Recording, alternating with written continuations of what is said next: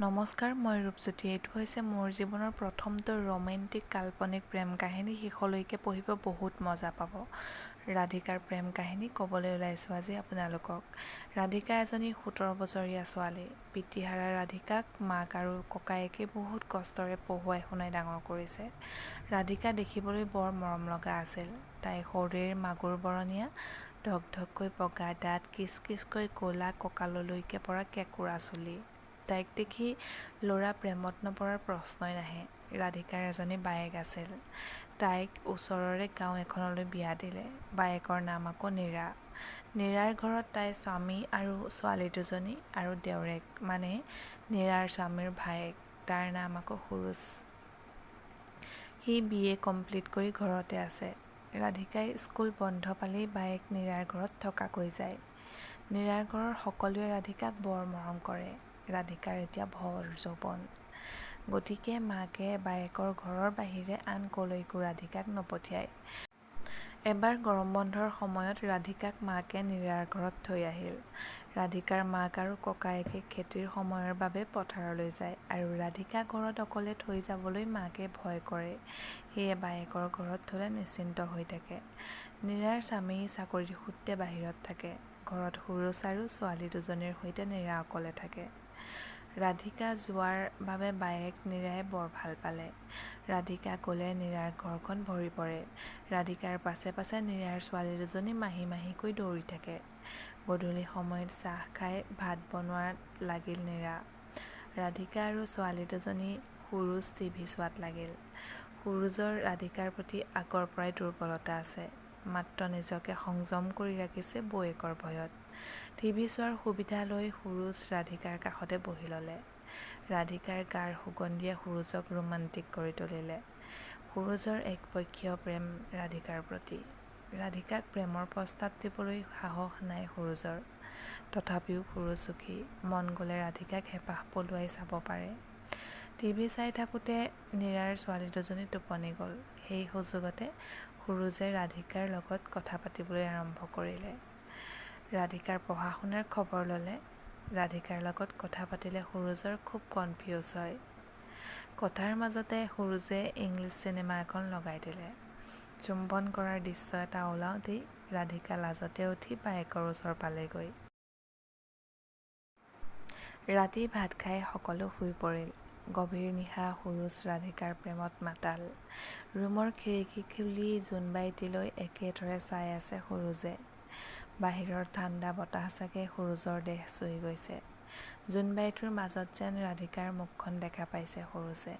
এইদৰে ৰাতিটো কেনেকৈ পাৰ হৈ গ'ল গমকে নাপালে। ৰাতি দেৰিকৈ বিচনাত পৰাৰ বাবে সুৰুজ পুৱা 10 বজালৈকে সাৰি পোৱা নাই।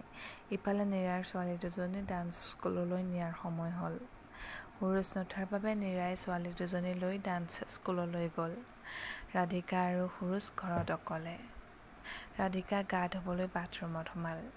সুৰুজে সাৰ পাই লৰালৰিকৈ বিচনাৰ পৰা উঠি বৌয়েকক চিঞৰিবলৈ ধৰিলে। বৌ, মোক উঠাই নিদিলা কিয়? দেৰিয়ে হ'ল ইহঁত দুজনীক লৈ যাবলৈ। বৌয়েকৰ মাত নুশুনি সুৰুজ বাহিৰ পালেগৈ। বাথৰুমত পানীৰ শব্দ শুনি বৌয়েক সোমাই আছে বুলি ভাবি সুৰুজে বৌয়েকক ক'বলৈ ধৰিলে। বৌ, তুমি ইহঁত দুজনীক ৰাধিকাৰ লগত পঠাই দিলা। পাৰিব জানো চম্ভালিব তাই? তাতে আকৌ স্কুটি লৈ গৈছে। তুমিতো মোক এবাৰ মাতিব পাৰিলা হয়। বেয়া পাইছোঁ তোমাক। এনেতে বাথৰুমৰ দুৱাৰ খুলি ৰাধিকা হাঁহি হাঁহি ওলাই আহিল।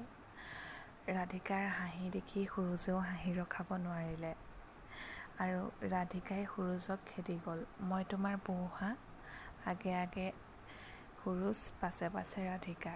ৰাধিকাৰ দীঘল মেলা চুলিখিনিৰে বৰ ধুনীয়া লাগিছিল দেখিবলৈ।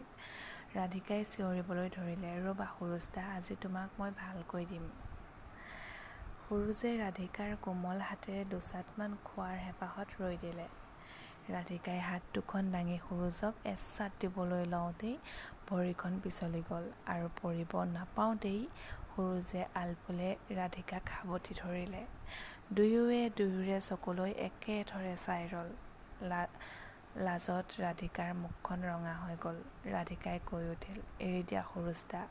সুৰুজ চক খাই উঠিল আৰু লাহেকৈ ৰাধিকাক এৰি দিলে। ৰাধিকাৰ তিতা চুলিৰ পানী পৰি ফ্ল'ৰখন পিছল হৈ আছিল। ৰাধিকা আকৌ যাবলৈ লওঁতেনেই পিছল খাই গ'ল। সুৰুজে চিঞৰি উঠিল, ৰাধিকা ভালকৈ। আকৌ সুৰুজে থাপ মাৰি ধৰিলে ৰাধিকাক। লাহেকৈ যাবা সোণজনী, ইমান লাজ কিয় তোমাৰ? ৰাধিকা লাহেকৈ আঁতৰি গ'ল একো নমতাকৈ। সুৰুজে তাৰ ৰুমৰ পৰা হেয়াৰ ড্ৰাইটো উলিয়াই ৰাধিকাৰ কাষলৈ গ'ল। এইফালে আহা ৰাধিকা। ৰাধিকাই একো যেন ধৰিবলৈ পৰা নাই। লাহেকৈ ৰাধিকাৰ হাতত ধৰি সুৰুজে তাৰ ৰুমলৈ লৈ আহিল আৰু তাইক চকী এখনত বহুৱাই হেয়াৰ ড্ৰাইটো লগাই দিলে। ৰাধিকা নীৰৱে বহি আছিল। চুলিখিনি শুকোৱাৰ পাছত সুৰুজে ৰাধিকাক ক'লে, তুমি ধুনীয়াকৈ গৈ অলপ বেছিকৈ মিঠা দি গাখীৰ চাহ দুকাপ বনোৱা, মই গা ধুই আহোঁগৈ। ৰাধিকা চাহ বনাবলৈ পাকঘৰত সোমাল। আজি যেন ৰাধিকাই সুৰুজৰ স্পৰ্শবোৰ অলপ বুজি পাইছে। তাইৰো যেন সুৰুজক কিবা এটা ভাল লাগিছে। সুৰুজ গা ধুই আহিল। ৰাধিকাই চাহ দুকাপ ডাইনিং টেবুললৈ লৈ আহিল। ৰাধিকাই মুখেৰে একো নমতাকৈ চাহকাপ খাই উঠি গ'ল। নীৰা অহা দেৰি হ'ব, প্ৰায় 2 মান বাজিব। ভাত পানী বনাই থৈয়ে গৈছে। চাহকাপ খাই উঠি ৰাধিকা বাহিৰৰ বাৰান্দাতে বহিল। সুৰুজে মনতে ভাবিলে, মোৰ অলপ বেছিয়ে হ'ল নেকি বাৰু? ৰাধিকাই বেয়া পোৱা নাইতো? সুৰুজ আগফালে গৈ ৰাধিকাৰ কাষতে বহিলগৈ। ৰাধিকা, তুমি বেয়া পালা নেকি? একোৱেই মতা নাই যে কিয়? মই ধেমালিহে কৰিছিলোঁ, চৰি। ৰাধিকাই ক'লে, হেই কি যে কোৱা, কিয় বেয়া পাম আকৌ?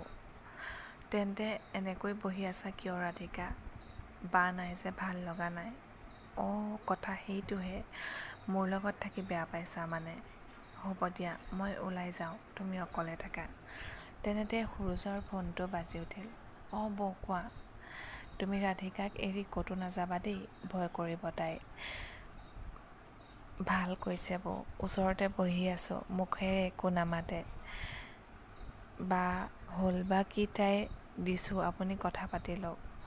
সুৰুজ, মই ভাত বনাই থৈ আহিছোঁ, খাই ল'বা দুইটাই। ৰাধিকাক দিয়া ফোনটো।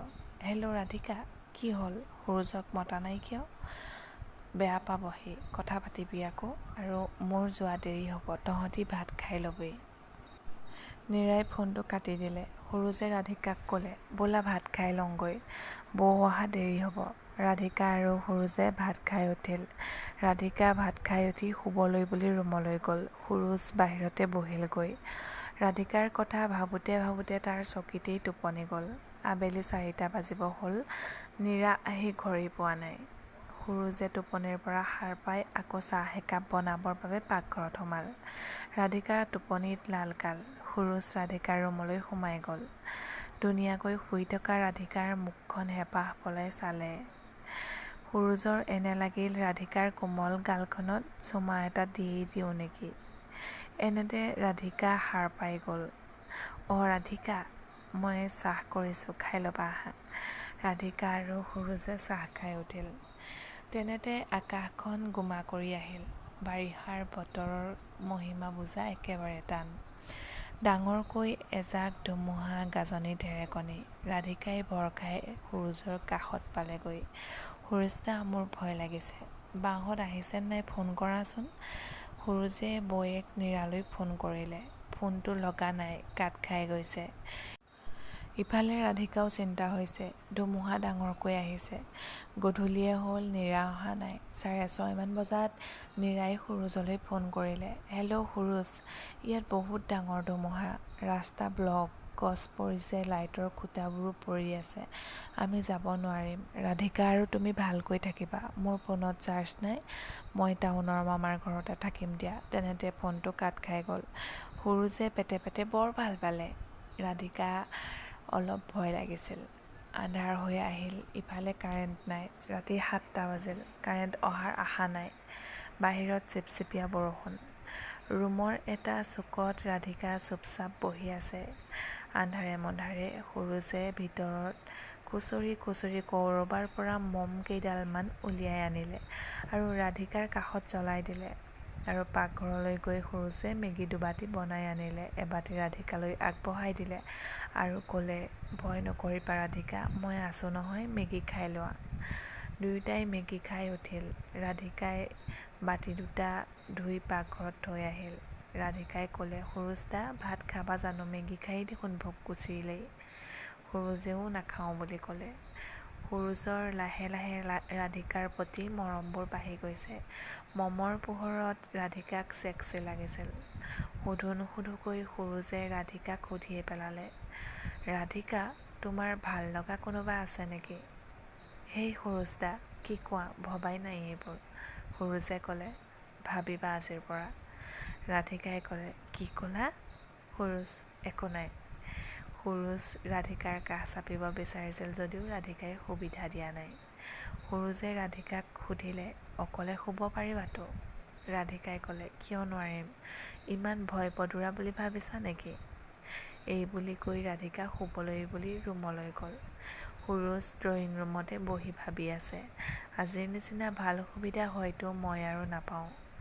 কেনেকৈ কওঁ যে মই ৰাধিকাক ভাল পাওঁ। লাহে লাহে বৰষুণজাক ডাঙৰ হৈ আহিল। লগতে ঘৰ কঁপাই দিয়া গাজনি ঢেৰেকনিৰে আহিল। ৰাধিকাই ভয়তে সুৰুজ দা বুলি চিঞৰি উঠিল।